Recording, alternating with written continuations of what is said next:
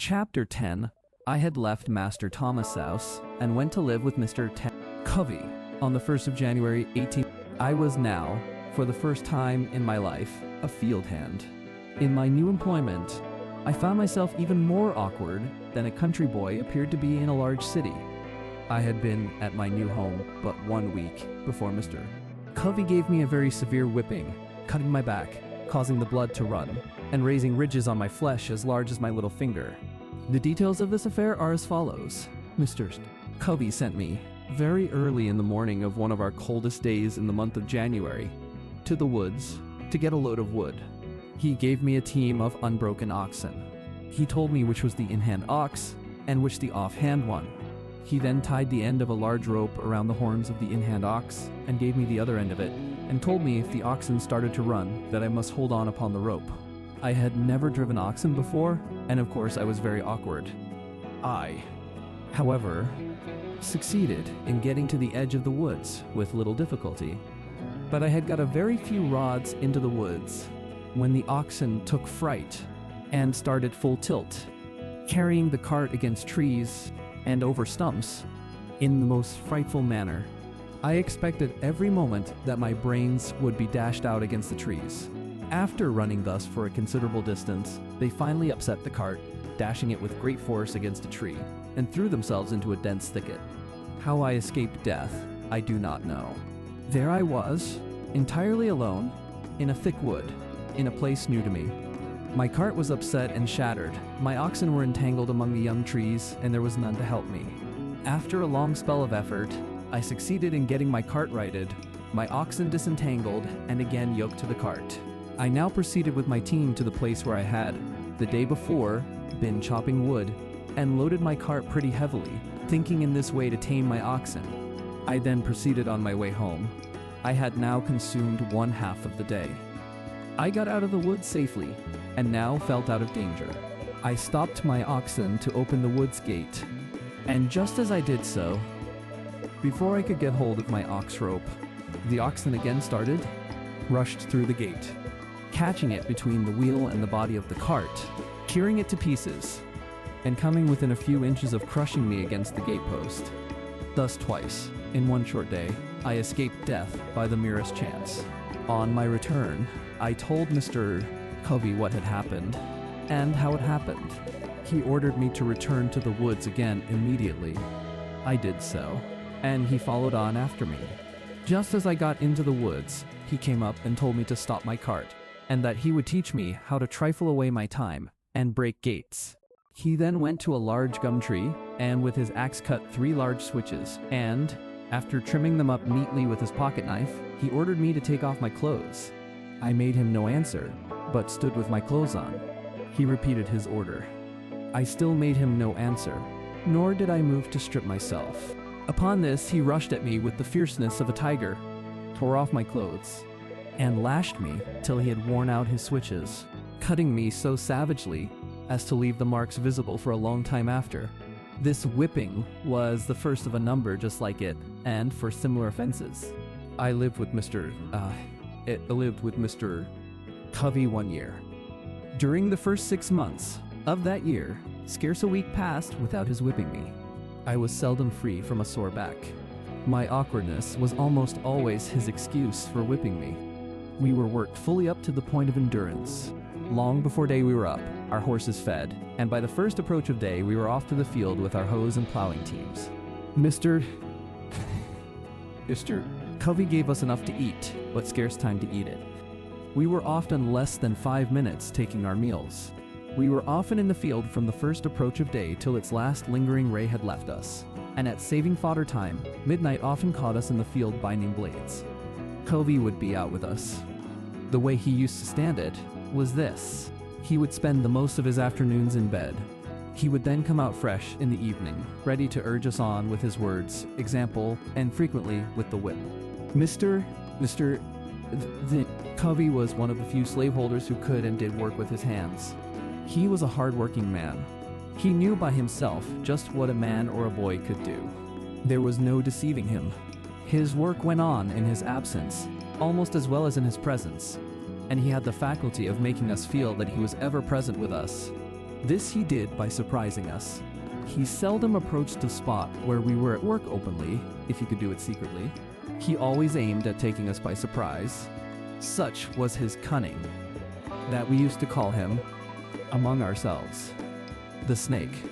When we were at work in the cornfield, he would sometimes crawl on his hands and knees to avoid detection, and all at once he would rise nearly in our midst and scream out, "Ha!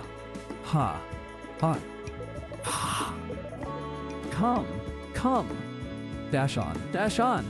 This being his mode of attack, it was never safe to stop a single minute. His comings were like a thief in the night. He appeared to us as being ever at hand. He was under every tree, behind every stump, in every bush, and at every window on the plantation. He would sometimes mount his horse, as if bound to St.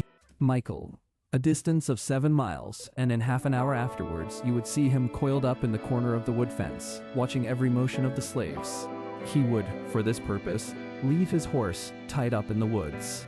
Again, he would sometimes walk up to us and give us orders as though he was upon the point of starting on a long journey, turn his back upon us, and make as though he was going to the house to get ready.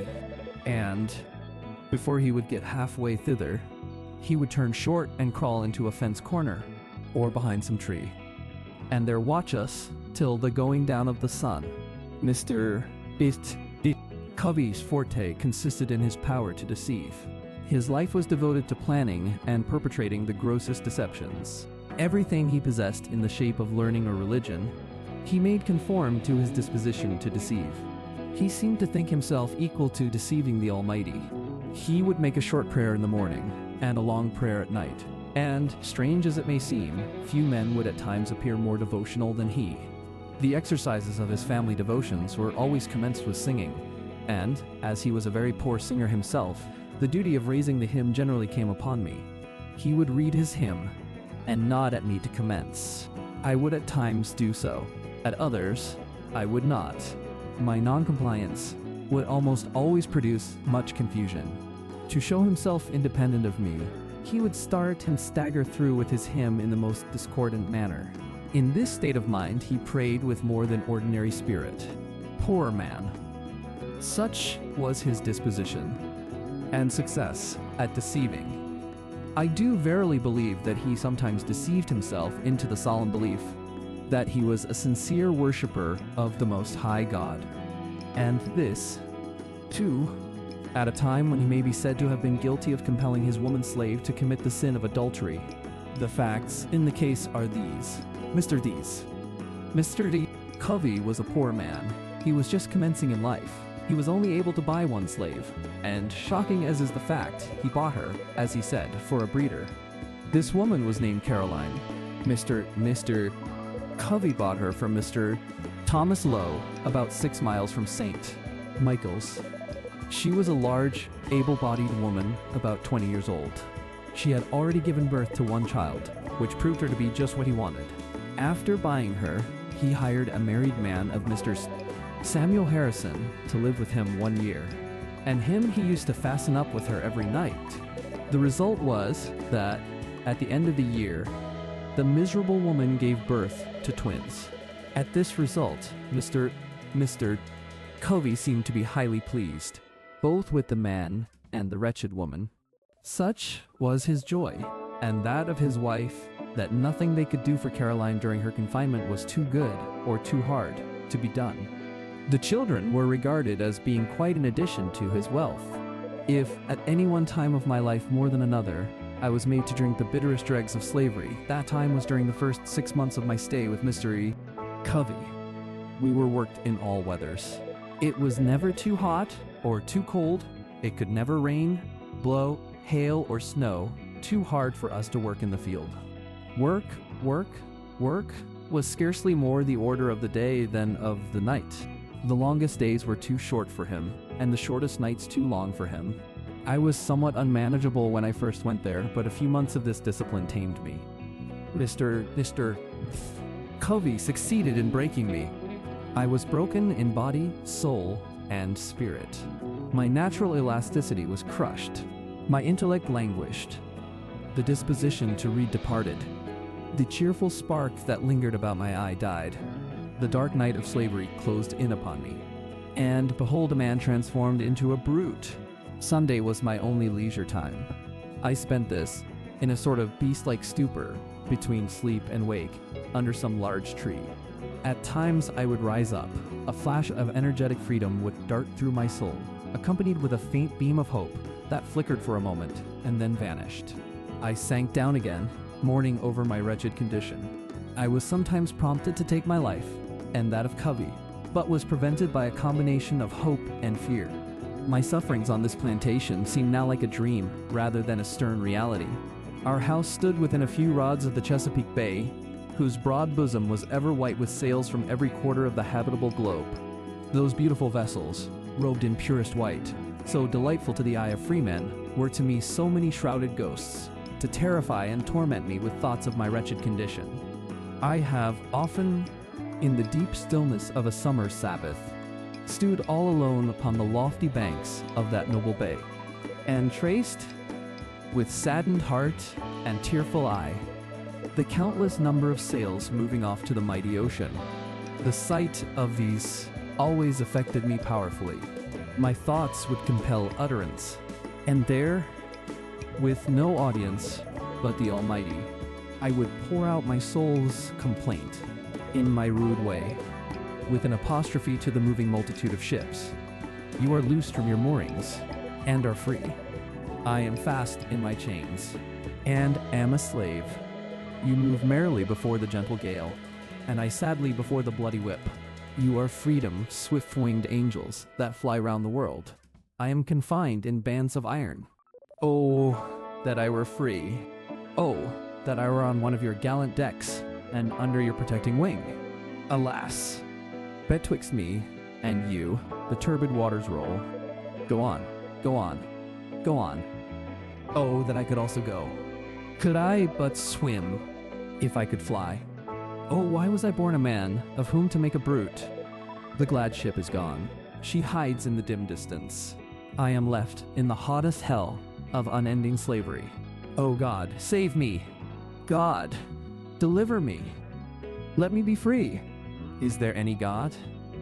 Why am I a slave? I will run away. I will not stand it. Get caught, or get clear. I'll try it. I had as well die with ague as the fever. I have only one life to lose. I had as well be killed running as die standing. Only think of it, 100 miles straight north, and I am free. Try it? Yes. God helping me, I will. It cannot be that I shall live and die a slave. I will take to the water. This very bay shall yet bear me into freedom. The steamboats steered in a northeast course from North Point. I will do the same, and when I get to the head of the bay, I will turn my canoe adrift and walk straight through Delaware into Pennsylvania. When I get there, I shall not be required to have a pass. I can travel without being disturbed.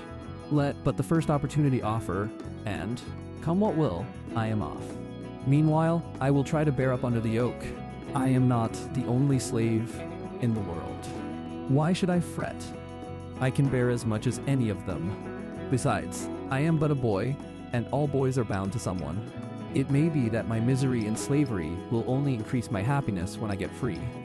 There is a better day coming. Thus I used to think, and thus I used to speak to myself, goaded almost to madness at one moment, and at the next reconciling myself to my wretched lot. I have already intimated that my condition was much worse during the first 6 months of my stay at Mr. Covey's than in the last 6. The circumstances leading to the change in Mr. Covey's course toward me form an epoch in my humble history. You have seen how a man was made a slave. You shall see how a slave was made a man. On one of the hottest days of the month of August, 1833, Bill Smith, William Hughes, a slave named Eli, and myself were engaged in fanning wheat. Hughes was clearing the fanned wheat from before the fan. Eli was turning, Smith was feeding, and I was carrying wheat to the fan. The work was simple, requiring strength rather than intellect. Yet, to one entirely unused to such work, it came very hard. About 3 o'clock of that day, I broke down. My strength failed me. I was seized with a violent aching of the head, attended with extreme dizziness. I trembled in every limb. Finding what was coming, I nerved myself up, feeling it would never do to stop work. I stood as long as I could stagger to the hopper with grain. When I could stand no longer, I fell, and felt as if held down by an immense weight. The fan of course stopped. Everyone had his own work to do, and no one could do the work of the other and have his own go on at the same time. Covey was at the house, about 100 yards from the treading yard where we were fanning. On hearing the fan stop, he left immediately and came to the spot where we were. He hastily inquired what the matter was.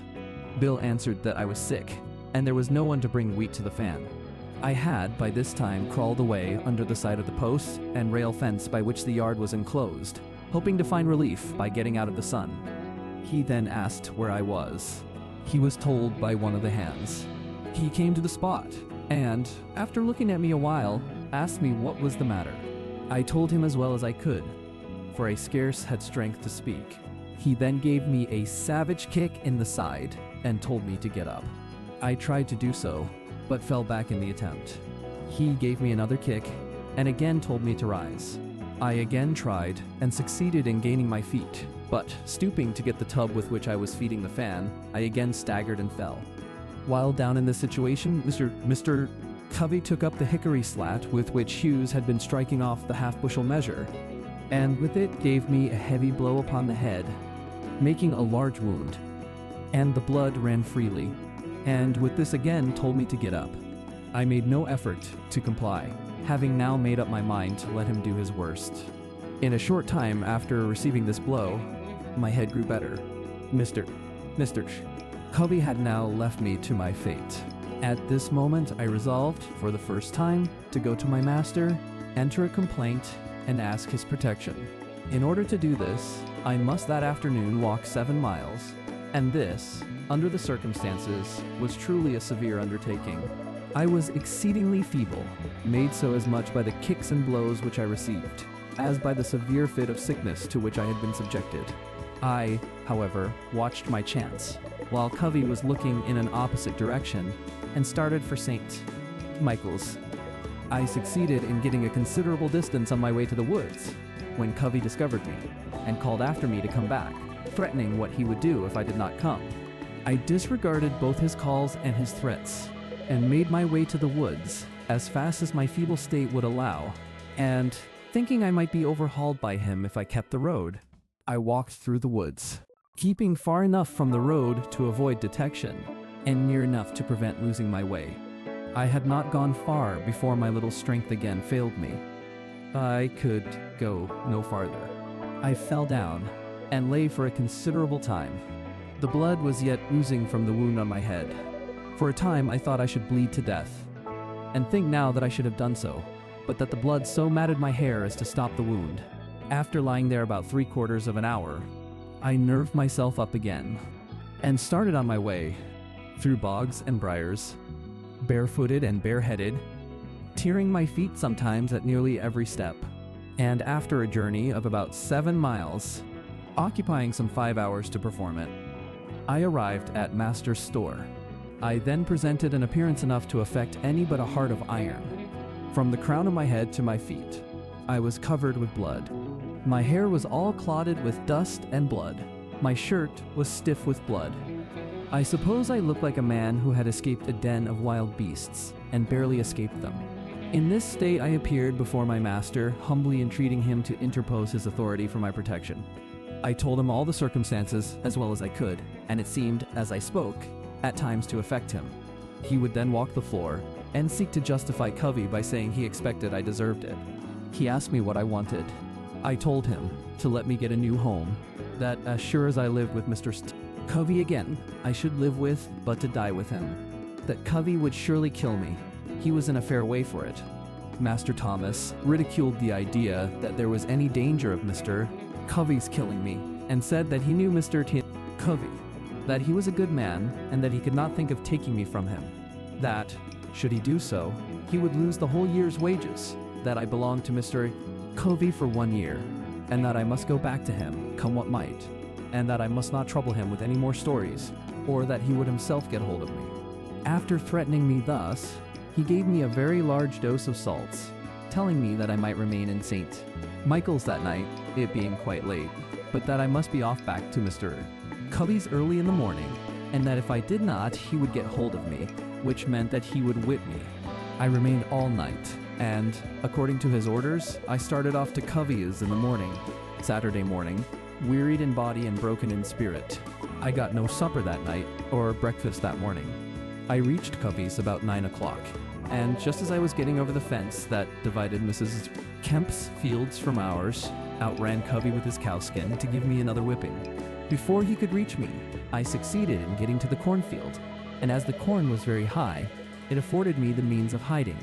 He seemed very angry, and searched for me a long time. My behavior was altogether unaccountable. He finally gave up the chase, thinking, I suppose, that I must come home for something to eat. He would give himself no further trouble in looking for me. I spent that day mostly in the woods, having the alternative before me, to go home and be whipped to death, or stay in the woods and be starved to death. That night, I fell in with Sandy Jenkins, a slave with whom I was somewhat acquainted.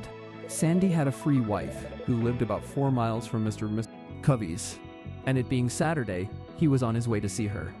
I told him my circumstances, and he very kindly invited me to go home with him. I went home with him and talked this whole matter over, and got his advice as to what course it was best for me to pursue. I found Sandy an old advisor. He told me, with great solemnity, I must go back to Covey, but that before I went, I must go with him into another part of the woods, where there was a certain route which, if I would take some of it with me, carrying it always on my right side, would render it impossible for Mr. Covey or any other white man to whip me. He said he had carried it for years, and since he had done so, he had never received a blow, and never expected to while he carried it. I at first rejected the idea that the simple carrying of a root in my pocket would have any such effect as he had said, and was not disposed to take it. But Sandy impressed the necessity with much earnestness, telling me it could do no harm, if it did no good. To please him, I at length took the root, and, according to his direction, carried it upon my right side. This was Sunday morning. I immediately started for home, and upon entering the yard gate, out came Mr. Covey on his way to meeting. He spoke to me very kindly, bade me drive the pigs from a lot nearby, and passed on towards the church. Now, this singular conduct of Mr. Covey really made me begin to think that there was something in the route which Sandy had given me. Had been on any other day than Sunday, I could have attributed the conduct to no other cause than the influence of that route. And as it was, I was half inclined to think the route to be something more than I at first had taken it to be. All went well till Monday morning. On this morning, the virtue of the route was fully tested. Long before daylight, I was called to go and rub, curry, and feed the horses. I obeyed, and was glad to obey. But whilst thus engaged, whilst in the act of throwing down some blades from the loft, Mr. Loft, Covey entered the stable with a long rope, and just as I was half out of the loft, he caught hold of my legs and was about tying me. As soon as I found what he was up to, I gave a sudden spring, and as I did so, he holding to my legs, I was brought sprawling on the stable floor. Mr. Covey seemed now to think he had me, and could do what he pleased. But at this moment, from whence came the spirit I don't know, I resolved to fight. And, suiting my action to the resolution, I seized Covey hard by the throat, and as I did so, I rose. He held on to me, and I to him. My resistance was so entirely unexpected that Covey seemed taken all aback. He trembled like a leaf. This gave me assurance, and I held him uneasy, causing the blood to run where I touched him with the ends of my fingers. Mr. Covey soon called out to Hughes for help. Hughes came, and, while Covey held me, attempted to tie my right hand. While he was in the act of doing so, I watched my chance, and gave him a heavy kick, close under the ribs. This kick fairly sickened Hughes, so that he left me in the hands of Mr. Covey. This kick had the effect of not only weakening Hughes, but Covey also. When he saw Hughes bending over with pain, his courage quailed.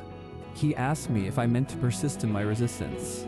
I told him I did, come what might, that he had used me like a brute for 6 months, and that I was determined to be used so no longer.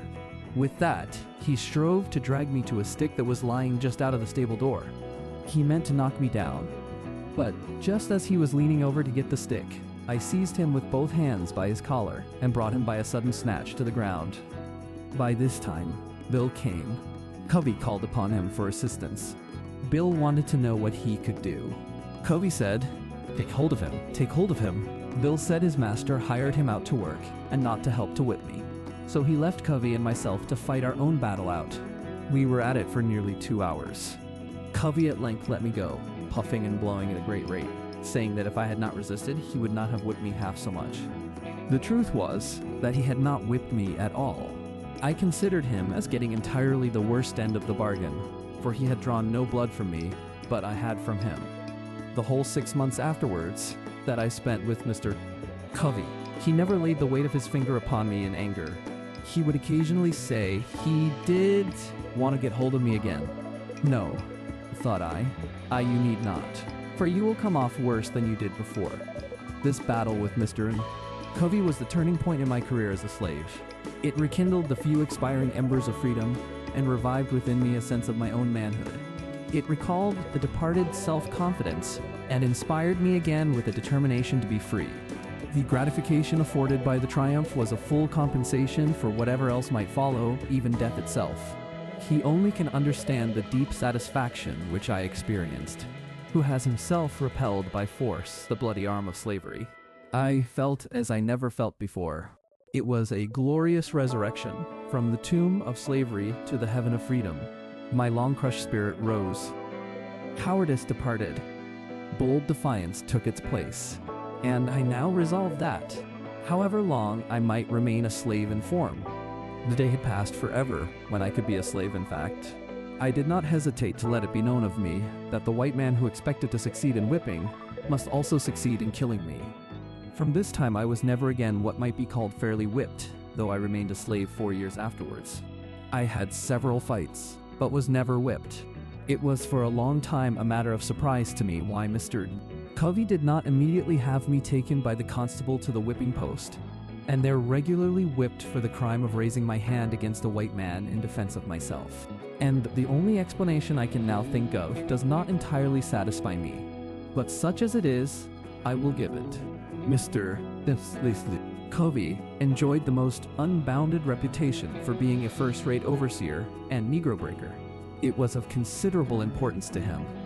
That reputation was at stake, and had he sent me, a boy about 16 years old, to the public whipping post, his reputation would have been lost. So, to save his reputation, he suffered me to go unpunished. My term of actual service to Mr. Edward Covey ended on Christmas Day, 18. The days between Christmas and New Year's Day are allowed as holidays, and accordingly, we were not required to perform any labor more than to feed and take care of the stock. This time we regarded as our own by the grace of our masters, and we therefore used or abused it nearly as we pleased. Those of us who had families at a distance were generally allowed to spend the whole 6 days in their society. This time, however, was spent in various ways. This stayed sober. Thinking and industrious ones of our number would employ themselves in making corn brooms, mats, horse collars, and baskets. And another class of us would spend the time in hunting opossums, hares, and coons, but by far the larger part engaged in such sports and merriments as playing ball, wrestling, running foot races, fiddling, dancing, and drinking whiskey. And this latter mode of spending the time was by far the most agreeable to the feelings of our masters. As slave, who would work during the holidays, was considered by our masters as scarcely deserving them. He was regarded as one who rejected the favor of his master. It was deemed a disgrace not to get drunk at Christmas, and he was regarded as lazy indeed, who had not provided himself with the necessary means. During the year, to get whiskey enough to last him through Christmas. From what I know of the effect of these holidays upon the slave, I believe them to be among the most effective means in the hands of the slaveholder in keeping down the spirit of insurrection. Were the slaveholders at once to abandon this practice, I have not the slightest doubt it would lead to an immediate insurrection among the slaves. These holidays serve as conductors, or safety valves, to carry off the rebellious spirit of enslaved humanity. But for these, the slave would be forced up to the wildest desperation, and woe betide the slaveholder the day he ventures to remove or hinder the operation of those conductors. I warn him that, in such an event, a spirit will go forth in their midst, more to be dreaded than the most appalling earthquake. The holidays are part and parcel of the gross fraud, wrong, and inhumanity of slavery. They are professedly a custom established by the benevolence of the slaveholders. But I undertake to say, it is the result of selfishness, and one of the grossest frauds committed upon the downtrodden slave. They do not give the slaves this time because they would not like to have their work during its continuance, but because they know it would be unsafe to deprive them of it. This will be seen by the fact that the slaveholders like to have their slaves spend those days just in such a manner as to make them as glad of their ending as of their beginning. Their object seems to be to disgust their slaves with freedom by plunging them into the lowest depths of dissipation. For instance, the slaveholders not only like to see the slave drink of his own accord, but will adopt various plans to make him drunk.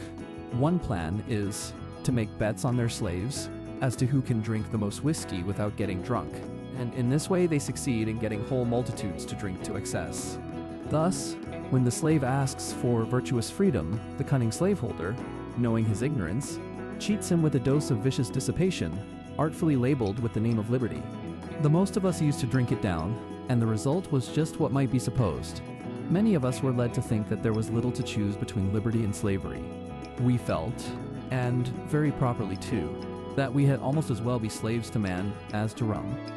So, when the holidays ended, we staggered up from the filth of our wallowing, took a long breath, and marched to the field, feeling, upon the whole, rather glad to go from what our master had deceived us into a belief was freedom, back to the arms of slavery.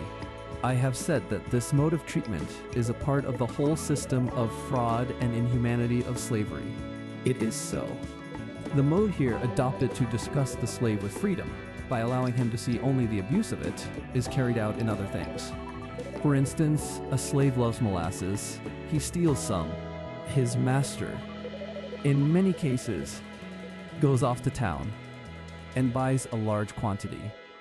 He returns, takes his whip, and commands the slave to eat the molasses until the poor fellow is made sick at the very mention of it. The same mode is sometimes adopted to make the slaves refrain from asking for more food than their regular allowance. A slave runs through his allowance and applies for more. His master is enraged at him, but, not willing to send him off without food, gives him more than is necessary and compels him to eat it within a given time. Then, if he complains that he cannot eat it, he is said to be satisfied neither full nor fasting, and is whipped for being hard to please. I have an abundance of such illustrations of the same principle, drawn from my own observation, but think the cases I have cited sufficient. The practice is a very common one. On the 1st of January 1834, I left Mr. Covey and went to live with Mr. William Freeland, who lived about 3 miles from St. Michael's. I soon found Mr. Freeland a very different man from Mr. Covey. Though not rich, he was what would be called an educated Southern gentleman. Mr. Covey, as I have shown, was a well-trained Negro breaker and slave driver. The former, slaveholder though he was, seemed to possess some regard for honor, some reverence for justice, and some respect for humanity. The latter seemed totally insensible to all such sentiments. Mr. Freeland had many of the faults peculiar to slaveholders, such as being very passionate and fretful.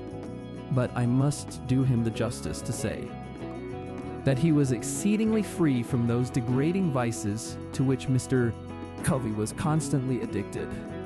The one was open and frank, and we always knew where to find him. The other was a most artful deceiver, and could be understood only by such as were skillful enough to detect his cunningly devised frauds. Another advantage I gained in my new master was, he made no pretensions to, or profession of, religion. And this, in my opinion, was truly a great advantage.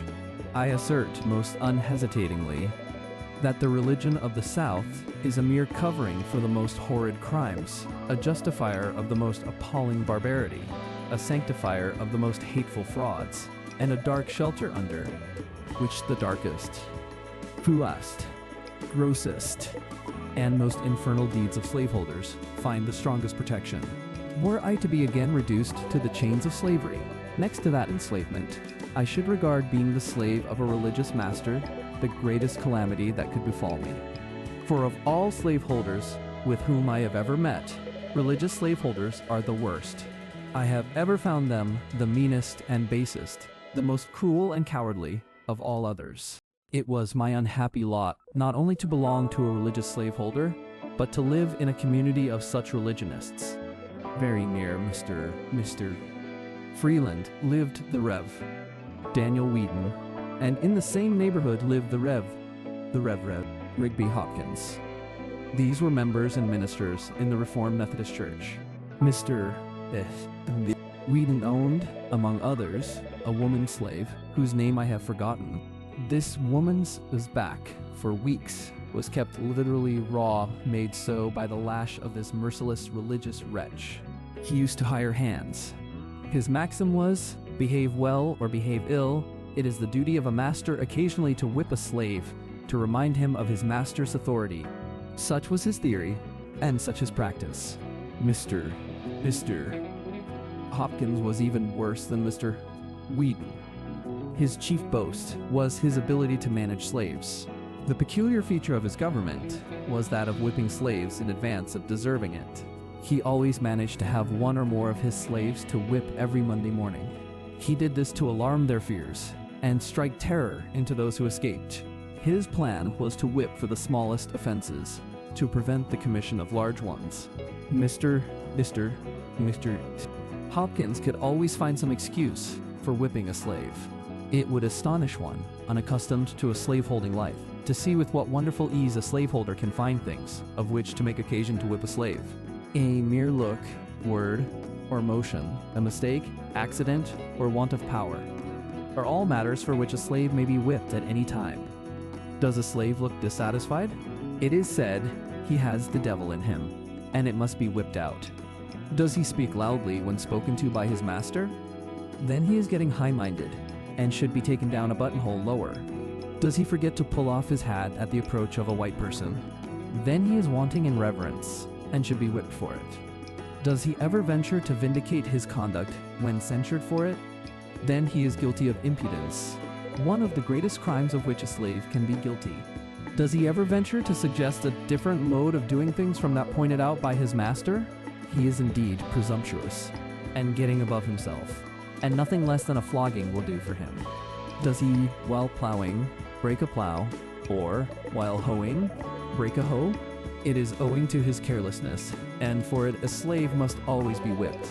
Mr.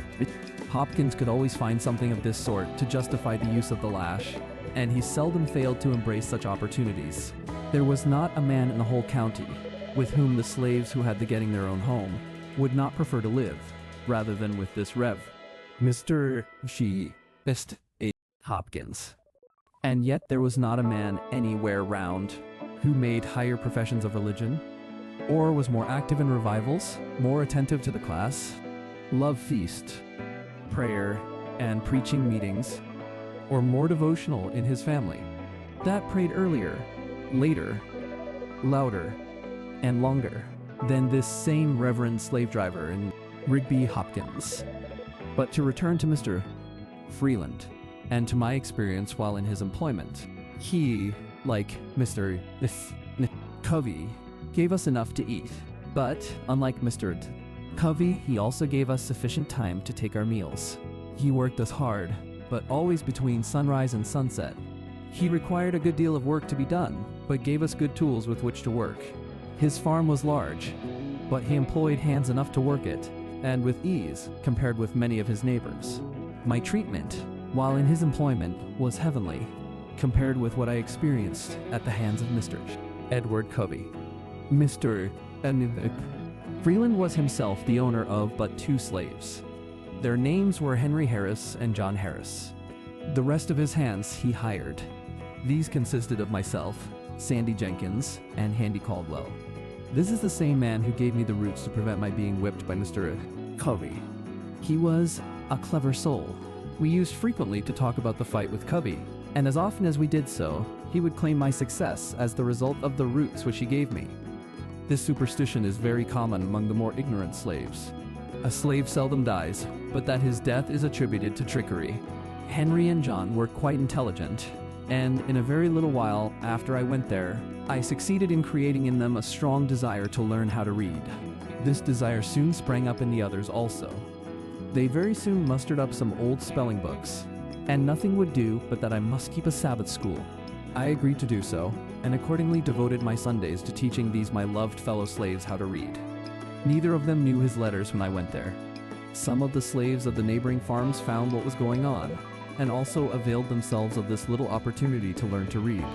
It was understood, among all who came, that there must be as little display about it as possible. It was necessary to keep our religious masters at St.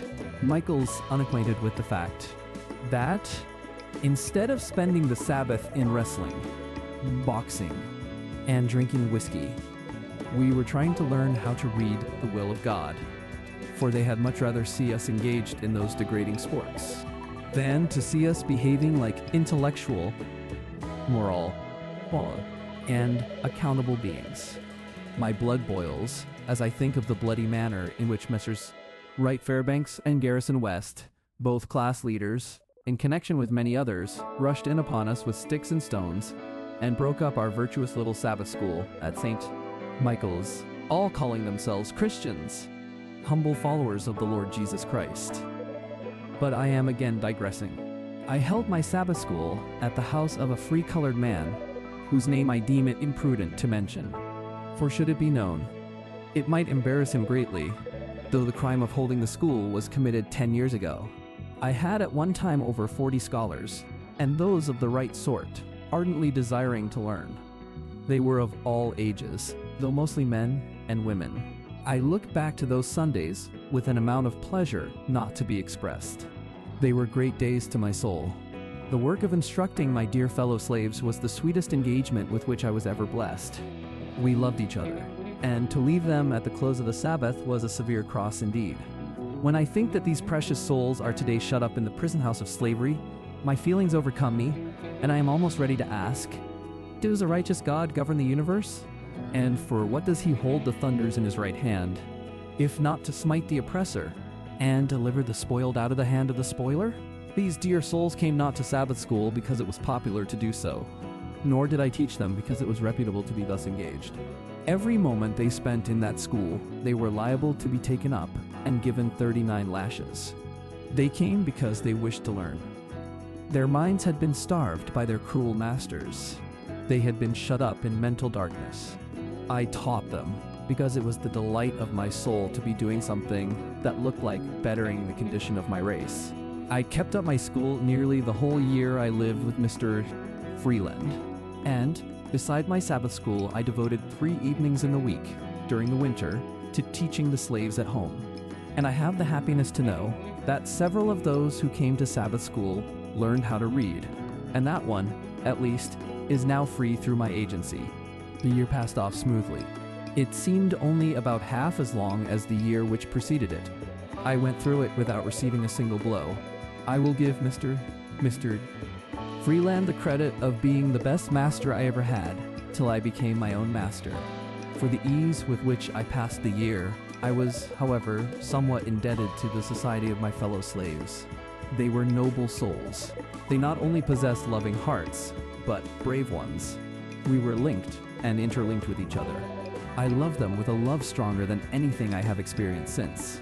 It is sometimes said that we slaves do not love and confide in each other. In answer to this assertion, I can say I never loved any or confided in any people more than my fellow slaves, and especially those with whom I lived at Mr. Sir Freeland. I believe we would have died for each other. We never undertook to do anything of any importance without a mutual consultation. We never moved separately. We were one. and as much so by our tempers and dispositions as by the mutual hardships to which we were necessarily subjected by our condition as slaves. At the close of the year 1834, Mr. Freeland again hired me of my master for the year 1835. But by this time, I began to want to live upon free land as well as with Freeland, and I was no longer content, therefore, to live with him or any other slaveholder. I began, with the commencement of the year, to prepare myself for a final struggle, which should decide my fate one way or the other. My tendency was upward. I was fast approaching manhood, and year after year had passed, and I was still a slave. These thoughts roused me. I must do something. I therefore resolved that 1835 should not pass without witnessing an attempt, on my part, to secure my liberty. But I was not willing to cherish this determination alone. My fellow slaves were dear to me. I was anxious to have them participate with me in this, my life-giving determination. I, therefore, though with great prudence, commenced early to ascertain their views and feelings in regard to their condition, and to imbue their minds with thoughts of freedom. I bent myself to devising ways and means for our escape, and meanwhile strove, on all fitting occasions, to impress them with the gross fraud and inhumanity of slavery. I went first to Henry, next to John, then to the others. I found, in them all, warm hearts and noble spirits. They were ready to hear, and ready to act when a feasible plan should be proposed. This was what I wanted. I talked to them of our want of manhood, if we submitted to our enslavement without at least one noble effort to be free. We met often, and consulted frequently, and told our hopes and fears, recounted the difficulties, real and imagined, which we should be called on to meet. At times we were almost disposed to give up, and try to content ourselves with our wretched lot. At others, we were firm and unbending in our determination to go. Whenever we suggested any plan, there was shrinking. The odds were fearful. Our path was beset with the greatest obstacles, and if we succeeded in gaining the end of it, our right to be free was yet questionable. We were yet liable to be returned to bondage. We could see no spot, this side of the ocean, where we could be free. We knew nothing about Canada. Our knowledge of the North did not extend farther than New York, and to go there, and be forever harassed with the frightful liability of being returned to slavery, with the certainty of being treated tenfold worse than before, the thought was truly a horrible one, and one which it was not easy to overcome. The case sometimes stood thus. At every gate through which we were to pass, we saw a watchman, at every ferry a guard, on every bridge a sentinel, and in every wood a patrol. We were hemmed in upon every side. Here were the difficulties, real or imagined, the good to be sought and the evil to be shunned. On the one hand, there stood slavery, a stern reality, glaring frightfully upon us, its robes already crimsoned with the blood of millions, and even now feasting itself greedily upon our own flesh. On the other hand, away back in the dim distance, under the flickering light of the North Star, behind some craggy hill or snow-covered mountain, stood a doubtful freedom, half frozen, beckoning us to come and share its hospitality. This in itself was sometimes enough to stagger us, but when we permitted ourselves to survey the road, we were frequently appalled. Upon either side, we saw grim death, assuming the most horrid shapes. Now it was starvation, causing us to eat our own flesh. Now we were contending with the waves and were drowned. Now we were overtaken and torn to pieces by the fangs of the terrible bloodhound. We were stung by scorpions, chased by wild beasts, bitten by snakes, and finally, after having nearly reached the desired spot, after swimming rivers, encountering wild beasts, sleeping in the woods, suffering hunger and nakedness, we were overtaken by our pursuers, and, in our resistance, we were shot dead upon the spot. I say, this picture sometimes appalled us, and made us rather bear those ills we had, than fly to others that we knew not of. In coming to a fixed determination to run away, we did more than Patrick Henry, when he resolved upon liberty or death. With us it was a doubtful liberty at most, and almost certain death if we failed. For my part, I should prefer death to hopeless bondage. Sandy, one of our number, gave up the notion, but still encouraged us. Our company then consisted of Henry Harris, John Harris, Henry Bailey, Charles Roberts, and myself. Henry Bailey was my uncle and belonged to my master. Charles married my aunt. He belonged to my master's father-in-law, Mr. William Hamilton. The plan we finally concluded upon was to get a large canoe belonging to Mr. Hamilton, and upon the Saturday night previous to Easter holidays, paddle directly up the Chesapeake Bay.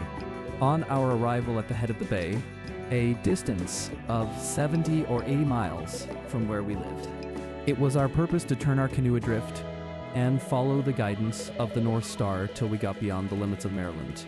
Our reason for taking the water route was that we were less liable to be suspected as runaways. We hoped to be regarded as fishermen. Whereas if we should take the land route, we should be subjected to interruptions of almost every kind. Anyone having a white face and being so disposed could stop us and subject us to examination. The week before our intended start, I wrote several protections, one for each of us. As well as I can remember, they were in the following words, to wit, "This is to certify that I, the undersigned, have given the bearer, my servant, full liberty to go to Baltimore and spend the Easter holidays. Written with mine own hand, etc. 1835, William Hamilton, near St. Michael's, in Talbot County, Maryland." We were not going to Baltimore, but in going up the bay, we went toward Baltimore, and these protections were only intended to protect us while on the bay. As the time drew near for our departure, our anxiety became more and more intense. It was truly a matter of life and death with us. The strength of our determination was about to be fully tested.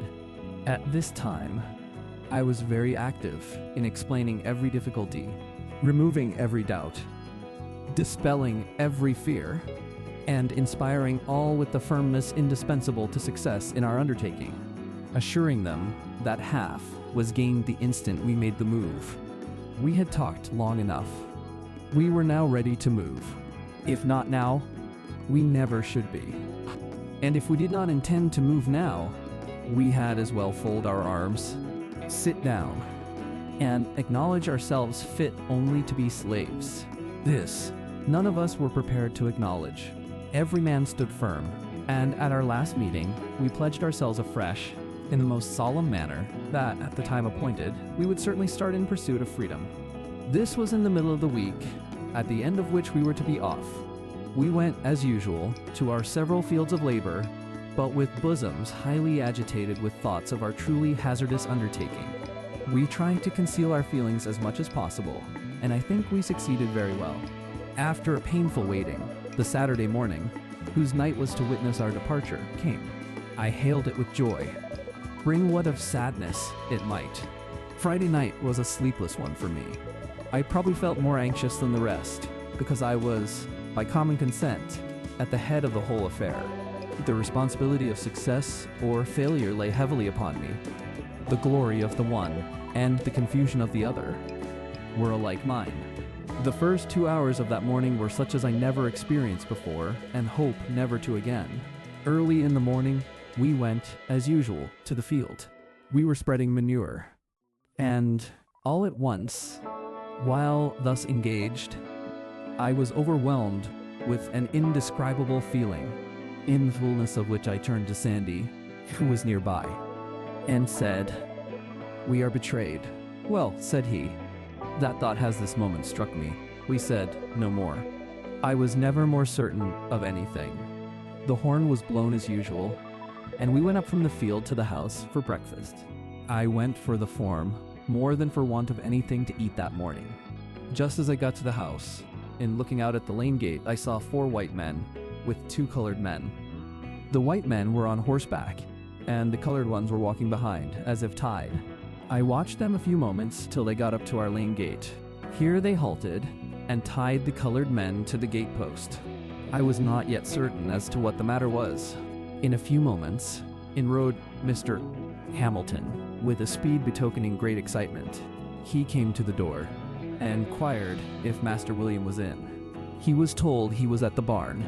Mr. Hamilton, without dismounting, rode up to the barn with extraordinary speed. In a few moments, he and Mr. Freeland returned to the house.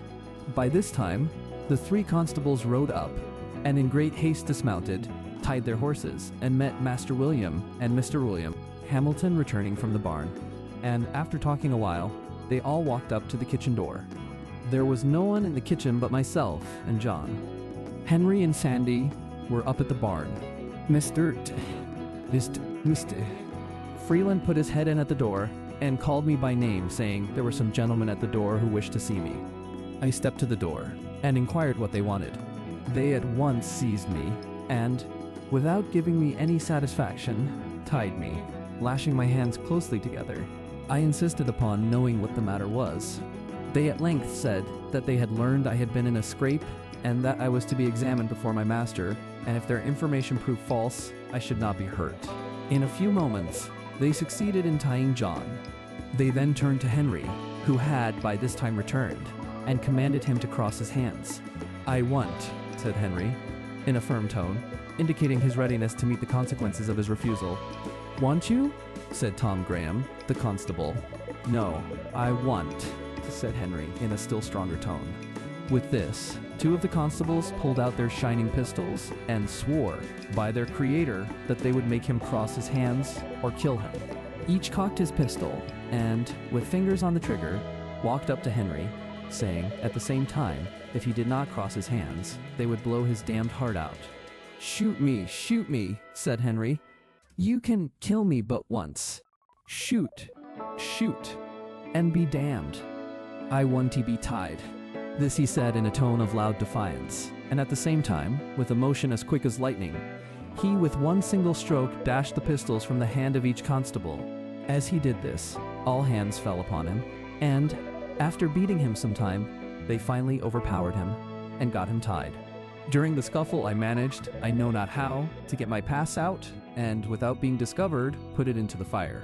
We were all now tied, and just as we were to leave for Easton Jail, Betsy Freeland, mother of William Freeland, came to the door with her hands full of biscuits, and divided them between Henry and John. She then delivered herself of a speech to the following effect. Addressing herself to me, she said, "You devil, you yellow devil, it was you that put it into the heads of Henry and John to run away. But for you, you long-legged mulatto devil, Henry nor John would never have thought of such a thing." I made no reply, and was immediately hurried off toward St. Michael's. Just a moment previous to the scuffle with Henry, Mr. Hamilton suggested the propriety of making a search for the protections which he had understood Frederick had written for himself and the rest. But, just at the moment he was about carrying his proposal into effect, his aid was needed in helping to tie Henry, and the excitement attending the scuffle caused them either to forget, or to deem it unsafe, under the circumstances, to search. So, we were not yet convicted of the intention to run away. When we got about halfway to St. Michael's, while the constables having us in charge were looking ahead, Henry inquired of me what he should do with his pass. I told him to eat it with his biscuit and own nothing. And we passed the word around, "Own nothing, and own nothing," said we all. Our confidence in each other was unshaken. We were resolved to succeed or fail together, after the calamity had befallen us as much as before. We were now prepared for anything. We were to be dragged that morning 15 miles behind horses, and then to be placed in the Easton jail. When we reached St. Michael's, we underwent a sort of examination. We all denied that we ever intended to run away. We did this more to bring out the evidence against us than from any hope of getting clear of being sold, for, as I have said, we were ready for that. The fact was, we cared but little where we went, so we went together. Our greatest concern was about separation. We dreaded that more than anything this side of death. We found the evidence against us to be the testimony of one person.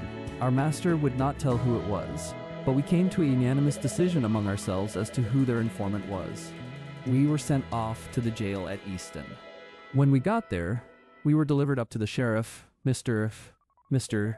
Joseph Graham, and by him placed in jail. Henry, John, and myself were placed in one room together, Charles and Henry Bailey in another. Their object in separating us was to hinder concert. We had been in jail scarcely 20 minutes when a swarm of slave traders and agents for slave traders flocked into jail to look at us and to ascertain if we were for sale. Such a set of beings I never saw before. I felt myself surrounded by so many fiends from perdition. A band of pirates never looked more like their father, the devil. They laughed and grinned over us, saying, "Ah, my boys, we have got you, haven't we?" And after taunting us in various ways, they one by one went into an examination of us, with intent to ascertain our value. They would impudently ask us if we would not like to have them for our masters. We would make them no answer, and leave them to find out as best they could. Then they would curse and swear at us, telling us that they could take the devil out of us in a very little while if we were only in their hands. While in jail, we found ourselves in much more comfortable quarters than we expected when we went there. We did not get much to eat, nor that which was very good. But we had a good clean room, from the windows of which we could see what was going on in the street, which was very much better than though we had been placed in one of the dark, damp cells. Upon the whole, we got along very well so far as the jail and its keeper were concerned. Immediately after the holidays were over, contrary to all our expectations, Mr. Hamilton and Mr. Freeland came up to Easton and took Charles, the two Henrys, and John out of jail and carried them home, leaving me alone. I regarded this separation as a final one. It caused me more pain than anything else in the whole transaction. I was ready for anything rather than separation. I supposed that they had consulted together and had decided that, as I was the whole cause of the intention of the others to run away, it was hard to make the innocent suffer with the guilty, and that they had, therefore, concluded to take the others home and sell me as a warning to the others that remained. It is due to the noble Henry to say, he seemed almost as reluctant at leaving the prison as at leaving home to come to the prison. But we knew we should, in all probability, be separated if we were sold, and since he was in their hands, he concluded to go peaceably home. I was now left to my fate. I was all alone, and within the walls of a stone prison. But a few days before, and I was full of hope. I expected to have been safe in a land of freedom, but now I was covered with gloom, sunk down to the utmost despair. I thought the possibility of freedom was gone. I was kept in this way about 1 week, at the end of which Captain Auld, my master, to my surprise and utter astonishment, came up and took me out with the intention of sending me with a gentleman of his acquaintance into Alabama. But from some cause or other, he did not send me to Alabama, but concluded to send me back to Baltimore to live again with his brother Hugh and to learn a trade. Thus, after an absence of 3 years and 1 month, I was once more permitted to return to my old home at Baltimore. My master sent me away because there existed against me a very great prejudice in the community, and he feared I might be killed. In a few weeks after I went to Baltimore, Master Hugh hired me to Mr. William Gardner, an extensive shipbuilder on Fells Point. I was put there to learn how to caulk. It, however, proved a very unfavorable place for the accomplishment of this object. Mr. Gardner was engaged that spring in building 2 large man-of-war brigs, professedly for the Mexican government. The vessels were to be launched in the July of that year, and in failure thereof, Mr. Gardner was to lose a considerable sum, so that when I entered, all was hurry. There was no time to learn anything. Every man had to do that which he knew how to do. In entering the shipyard, my orders from Mr. Gardner were to do whatever the carpenters commanded me to do. This was placing me at the beck and call of about 75 men. I was to regard all these as masters. Their word was to be my law. My situation was a most trying one. At times I needed a dozen pair of hands. I was called a dozen ways in the space of a single minute. 3 or 4 voices would strike my ear at the same moment. It was, "Fred, come help me to cant this timber here. Fred, come carry this timber yonder. Run, Fred. Bring that roller here. Fred, go get a fresh can of water. Fred, come help saw off the end of this timber. Fred, go quick and get the crowbar. Fred, Fred, Hold on the end of this fall. Fred, go to the blacksmith's shop and get a new punch. Hurrah. Hurrah. Fred, run and bring me a cold chisel. I say, Fred, bear a hand and get up a fire as quick as lightning under that steam box. Halloo, nigger. Come, turn this grindstone. Come, come. Move, move. And bows this timber forward. I say, darky, blast your eyes. Why don't you heat up some pitch? Halloo, halloo, halloo, halloo. 3 voices at the same time. Come here. Go there. Hold on where you are. Damn you. If you move, I'll knock your brains out. This was my school for 8 months, and I might have remained there longer, but for a most horrid fight I had with 4 of the white apprentices, in which my left eye was nearly knocked out, and I was horribly mangled in other respects. The facts in the case were these. Until a very little while after I went there, white and black ship carpenters worked side by side, and no one seemed to see any impropriety in it. All hands seemed to be very well satisfied. Many of the black carpenters were freemen. Things seemed to be going on very well. All at once, the white carpenters knocked off and said they would not work with free-colored workmen. Their reason for this, as alleged, was that if free-colored carpenters were encouraged, they would soon take the trade into their own hands and poor white men would be thrown out of employment. They therefore felt called upon at once to put a stop to it. And, taking advantage of Mr. Gardner's necessities, they broke off, swearing they would work no longer, unless he would discharge his black carpenters. Now, though this did not extend to me in form, it did reach me in fact. My fellow apprentices very soon began to feel it degrading to them to work with me. They began to put on airs, and talk about the niggers taking the country, saying we all ought to be killed, and being encouraged by the journeymen. They commenced making my condition as hard as they could by hectoring me around and sometimes striking me. I, of course, kept the vow I made after the fight with Mr. Covey and struck back again, regardless of consequences, and while I kept them from combining, I succeeded very well, for I could whip the whole of them, taking them separately. They, however, at length combined and came upon me armed with sticks, stones, and heavy handspikes. One came in front with a half-brick. There was one at each side of me, and one behind me, while I was attending to those in front, and on either side, the one behind ran up with the handspike, and struck me a heavy blow upon the head. It stunned me. I fell, and with this they all ran upon me, and fell to beating me with their fists. I let them lay on for a while, gathering strength. In an instant, I gave a sudden surge and rose to my hands and knees. Just as I did that, one of their number gave me, with his heavy boot, a powerful kick in the left eye. My eyeball seemed to have burst. When they saw my eye closed and badly swollen, they left me. With this, I seized the handspike and for a time pursued them. But here the carpenters interfered, and I thought I might as well give it up. It was impossible to stand my hand against so many. All this took place in sight of not less than 50 white ship carpenters, and not one interposed a friendly word, but some cried, "Kill the damned nigger! Kill him! Kill him!" He struck a white person. I found my only chance for life was in flight. I succeeded in getting away without an additional blow, and barely so. For to strike a white man is death by Lynch law, and that was the law on Mr. Gardner's shipyard, nor is there much of any other out of Mr. Gardner's shipyard. I went directly home and told the story of my wrongs to Master Hugh, and I am happy to say of him, irreligious as he was, his conduct was heavenly, compared with that of his brother Thomas under similar circumstances. He listened attentively to my narration of the circumstances leading to the savage outrage, and gave many proofs of his strong indignation at it. The heart of my once overkind mistress was again melted into pity. My puffed-out eye and blood-covered face moved her to tears.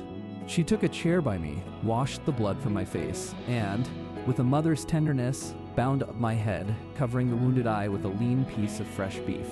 It was almost compensation for my suffering to witness, once more, a manifestation of kindness from this, my once affectionate old mistress. Master Hugh was very much enraged. He gave expression to his feelings by pouring out curses upon the heads of those who did the deed. As soon as I got a little the better of my bruises, he took me with him to Esquire Watson's on Bond Street to see what could be done about the matter. Mr. Watson inquired who saw the assault committed. Master Hugh told him it was done, and Mr. Hugh told him. Gardner's shipyard at midday, where there were a large company of men at work. As to that, he said, the deed was done, and there was no question as to who did it. His answer was he could do nothing in the case unless some white man would come forward and testify. He could issue no warrant on my word. If I had been killed in the presence of 1,000 colored people, their testimony combined would have been insufficient to have arrested one of the murderers. Master Hugh, for once, was compelled to say this state of things was too bad. Of course, it was impossible to get any white man to volunteer his testimony in my behalf and against the white young men. Even those who may have sympathized with me were not prepared to do this. It required a degree of courage unknown to them to do so. For just at that time, the slightest manifestation of humanity toward a colored person was denounced as abolitionism, and that name subjected its bearer to frightful liabilities. The watchwords of the bloody-minded in that region, and in those days, we're in the abolitionists, and damn the niggers. There was nothing done, and probably nothing would have been done if I had been killed. Such was, and such remains, the state of things in the Christian city of Baltimore. Master Hugh, finding he could get no redress, refused to let me go back again to Mr. Gardner. He kept me himself, and his wife dressed my wound till I was again restored to health. He then took me into the shipyard of which he was foreman, in the employment of Mr. Walter Price.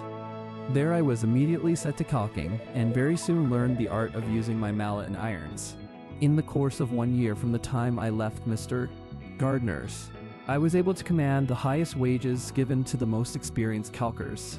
I was now of some importance to my master. I was bringing him from $6 to $7 per week. I sometimes brought him $9 per week. My wages were $1.50 a day. After learning how to caulk, I sought my own employment, made my own contracts, and collected the money which I earned. My pathway became much more smooth than before. My condition was now much more comfortable. When I could get no caulking to do, I did nothing. During these leisure times, those old notions about freedom would steal over me again. When in Mr. Gardner's employment, I was kept in such a perpetual whirl of excitement, I could think of nothing, scarcely, but my life. And in thinking of my life, I almost forgot my liberty. I have observed this in my experience of slavery, that whenever my condition was improved, instead of its increasing my contentment, it only increased my desire to be free, and set me to thinking of plans to gain my freedom. I have found that, to make a contented slave, it is necessary to make a thoughtless one. It is necessary to darken his moral and mental vision, and, as far as possible, to annihilate the power of reason.